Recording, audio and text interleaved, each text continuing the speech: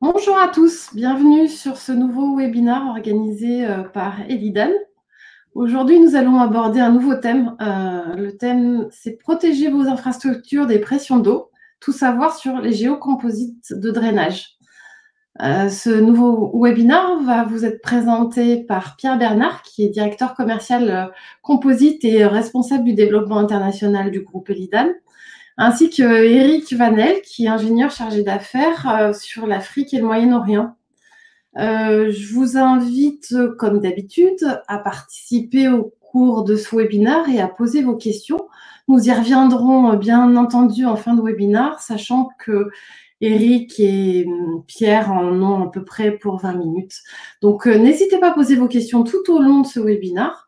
Nous y reviendrons à la fin, bien sûr. Et puis, bien sûr, nous vous enverrons cette présentation dans les jours qui suivent. À tout de suite. Merci Gaël, bonjour à tous, très content de vous retrouver ce matin. Alors, je vais commencer par vous présenter en fait l'entreprise. Donc Elidan, c'est une industrie française. On produit des solutions en polymère pour les infrastructures et les réseaux. Et il s'agit de tubes pour l'adduction d'eau potable, de distribution de gaz, le passage des fibres optiques et aussi pour le bâtiment, on a des tubes pour la protection des câbles et des tubes de ventilation.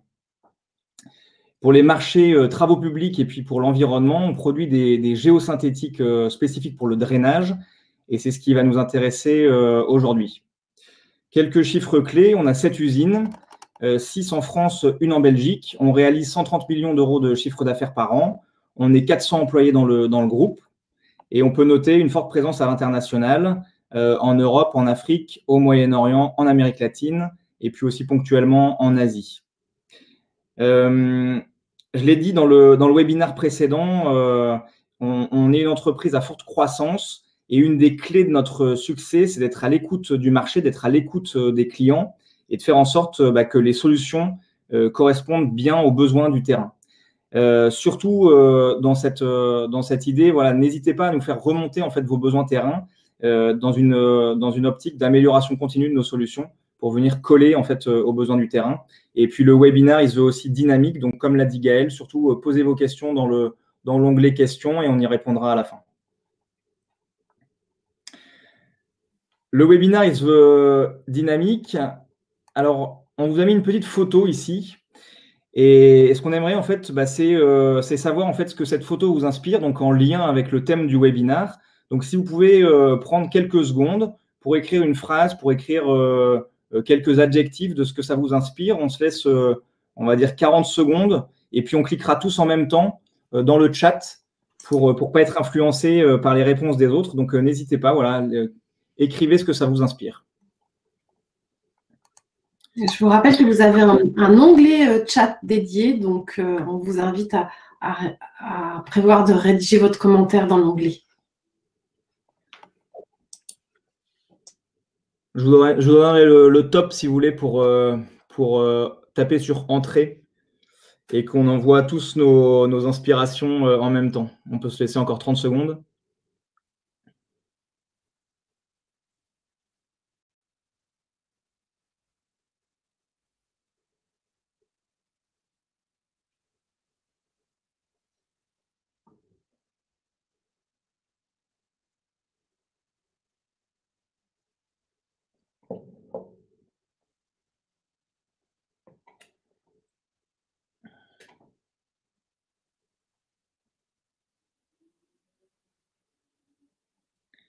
Ok, si vous voulez, vous pouvez commencer à envoyer vos réponses.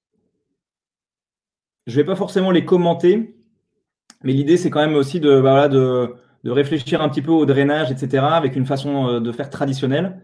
Et puis ensuite, on va vous présenter lors de ce webinaire une façon de faire avec des géocomposites de drainage.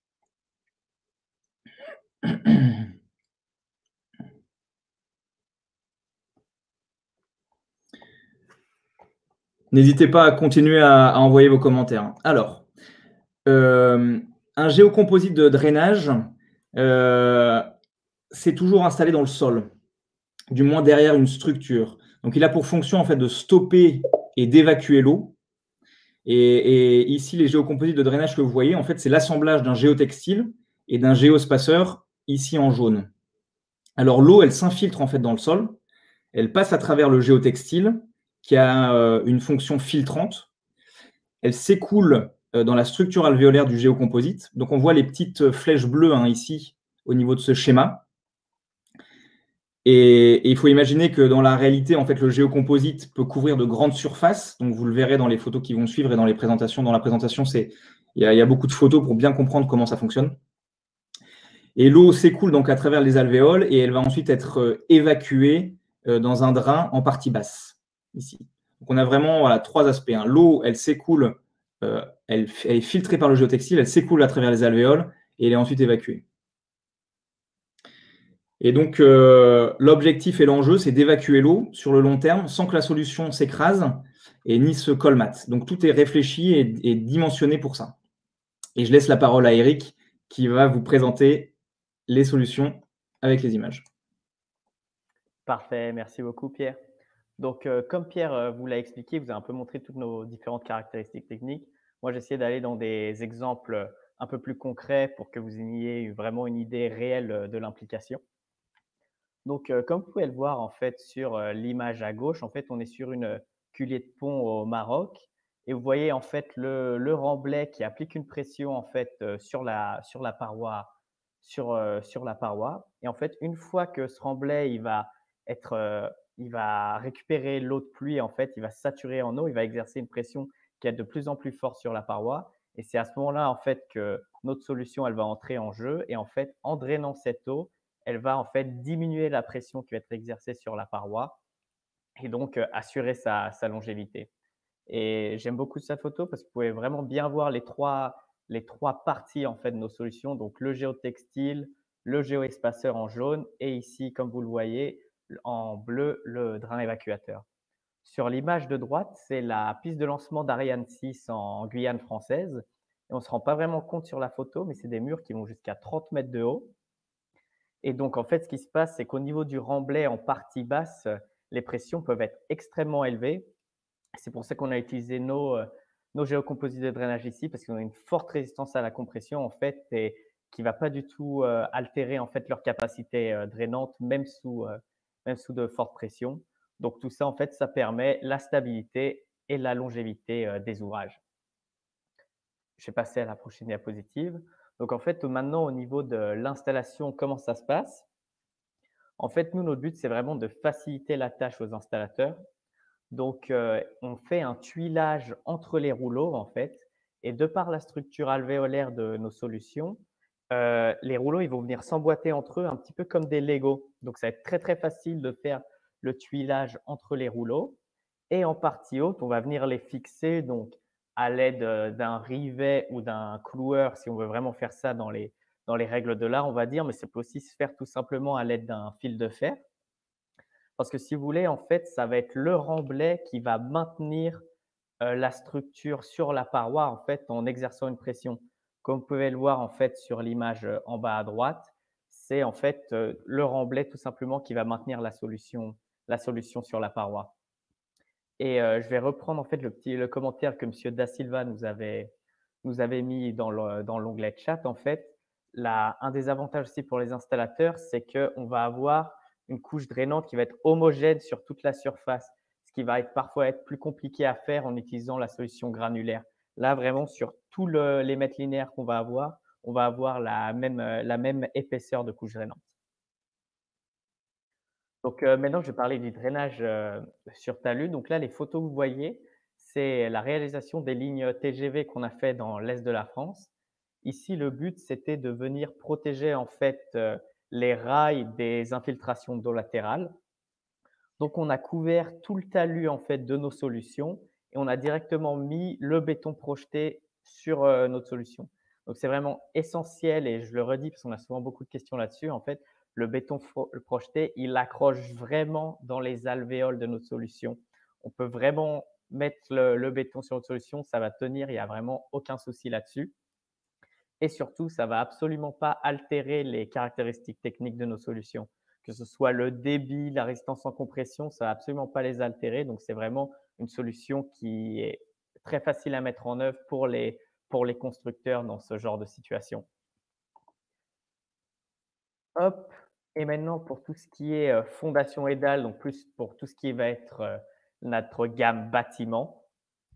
Comme vous pouvez le voir sur les images du milieu et celle de droite, on va venir installer notre solution donc géotextile face au sol et on va pouvoir directement venir couler notre dalle sur la sur la solution. Et en fait, ça va permettre de protéger la dalle en fait de toutes les pressions hydrostatiques qui pouvaient s'accumuler sous la dalle en béton. Donc, sur les 2 dernières diapositives, j'ai beaucoup parlé de béton projeté, de couler le béton directement sur notre solution. Mais ce qui est vraiment essentiel, c'est que on va dire dans 80 de l'utilisation de nos produits, en fait, on va directement appliquer notre solution sur une structure qui est déjà là. Comme vous pouvez le voir sur la photo du mur de fondation ici sur la gauche, et où ça va être le remblai qui va maintenir la solution sur la paroi. Hop. Donc maintenant, au niveau des canaux, on a beaucoup de projets de canaux qui se réalisent ces derniers temps. Donc, comment ça se passe en fait? C'est qu'une fois qu'on va creuser la structure du canal, on va venir installer en partie basse notre drain collecteur et ensuite, on va venir installer notre solution sur toute la surface du canal, comme vous pouvez le voir sur la photo de droite, avec le géotextile bien sûr face au sol. Et ensuite, on va venir directement couler en fait la structure du canal pour le protéger en fait des infiltrations d'eau latérales qui pourraient abîmer la structure du béton. On a un autre cas pour les canaux. C'est le cas où en fait, on va utiliser des barbacanes. Donc dans l'autre cas, en fait, toute l'eau qui va être drainée, elle va être évacuée par le drain collecteur qui va être situé en partie basse, donc dans le fond du canal. Dans ce cas-ci, en fait, les barbacanes, elles vont permettre de récupérer les infiltrations d'eau latérales et de directement les faire couler à l'intérieur du canal. Donc dans les images que vous voyez ici, pareil, on applique notre géocomposite avec le géotextile face au sol et ensuite on l'utilise comme coffrage perdu et on coule directement le béton sur la solution, ce qui va en fait garantir la longévité du canal au final. Donc maintenant, je vais vous faire une petite étude comparative en fait en prenant l'exemple justement d'un canal en comparant en fait les géocomposites de drainage par rapport à la solution granulaire classique pour rappeler en fait à l'image que Pierre vous a présentée en début de webinaire. Donc, comme donnée d'entrée, on va prendre un canal en U tout simple d'une longueur de 2 km en France avec pour largeur 1 mètre, une profondeur de 1 mètre. Donc, par mètre linéaire, ça va nous faire 3 mètres carrés de surface à couvrir. Et pour la solution granulaire, on a pris une tranchée classique d'épaisseur 30 cm, ce qui se fait très, très régulièrement dans ce genre de situation. Donc, en regardant sur le côté de gauche, donc la solution géocomposite, ça va aller assez vite finalement. On va avoir besoin d'un camion d'isocor 8 mm, qui est notre solution, à 2,90 € du mètre carré prix livré sur le chantier, ce qui nous fait un total de 19 140 € plus les coûts d'installation pour tout le drainage du canal de 2 km. Maintenant, si on se concentre sur la solution granulaire, étant donné que la tranchée fait 30 cm d'épaisseur, en fait, sur les 2 km, on va avoir besoin de 1800 m3 de gravier, à 25 € le mètre cube de gravier, sans oublier en fait le géotextile qu'on va devoir mettre sur toutes les surfaces pour justement installer avant de mettre les graviers. En faisant la somme des deux, on arrive à 47 310 €.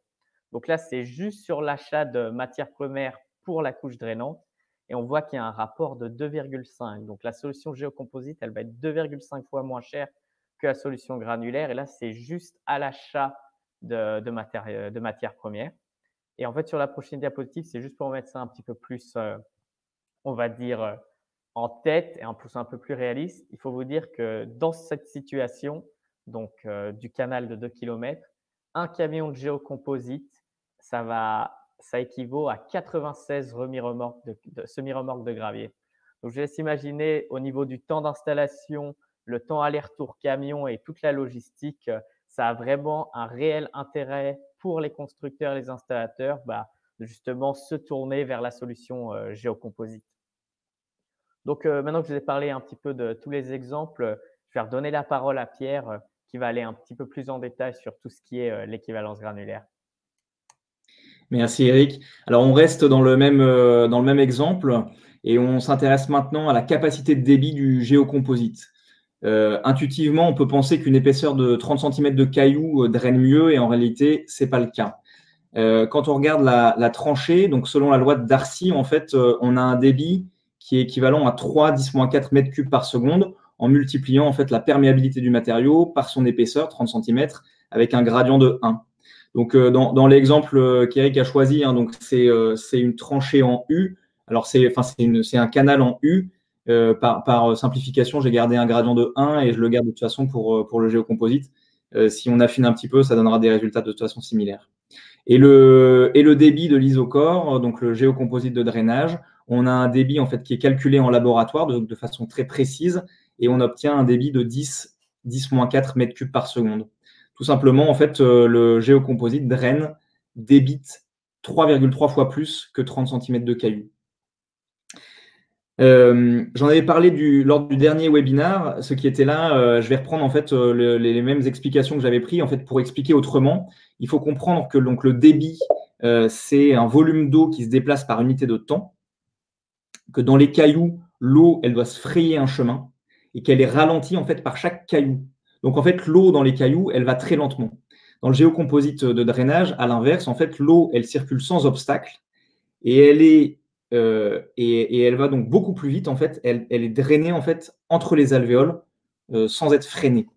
Et donc chaque seconde, en fait, le volume d'eau qui se déplace est 3,3 fois plus important dans une section de 8 mm que dans 30 cm de cailloux. Tout simplement parce que l'eau va plus vite dans le géocomposite de drainage. Et ce que je disais la dernière fois, et je prends le même exemple, en fait, c'est qu'on voit l'épaisseur de 30 cm, on peut le constater, 30 cm de cailloux. Ce qu'on ne voit pas, par contre, c'est la vitesse de l'eau.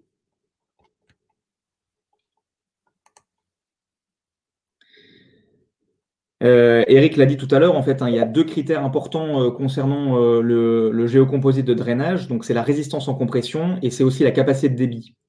Il y a beaucoup de solutions techniques très différentes sur le marché au niveau du drainage et beaucoup sont des dérivés d'autres applications. La solution qui a été développée en fait il y a plus de 30 ans, elle a été conçue spécialement pour le drainage avec une réflexion pour obtenir le design optimal. Et ce design optimal, en fait, il est tout simplement inspiré en fait des voûtes d'un bâtiment et chaque alvéole, on peut dire, distribue la charge de façon homogène, sans point de rupture, exactement comme les voûtes d'un bâtiment.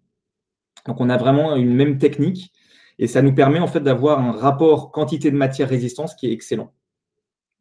Toutes les alvéoles, elles se trouvent sur un même plan et on obtient donc des résistances en fait très élevées, allant jusqu'à 1200 kPa. 1200 kPa pour illustrer, ça représente, c'est l'équivalent en fait de 60 mètres de remblai. Donc, on pourrait avoir 60 mètres de remblai au-dessus des alvéoles sans qu'elles s'écrasent. J'ajoute quand même aussi que cette résistance en compression, elle est efficace et elle est assurée sur le long terme. On a des tests de fluage qui sont réalisés par des laboratoires extérieurs qui donnent des résultats excellents.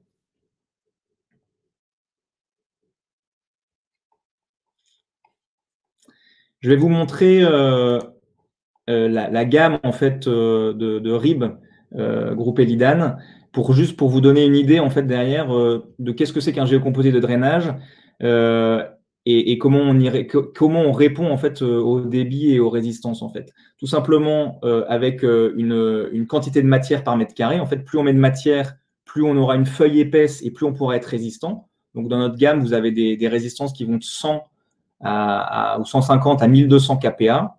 Et ensuite, pour cette caractéristique de débit, en fait, il suffit tout simplement d'augmenter le volume d'air, en fait, donc avoir un géoespaceur plus épais pour pouvoir débiter plus. Et donc là, on a des géoespaceurs qui vont jusqu'à 40 mm, ce qui est énorme pour pouvoir vraiment débiter.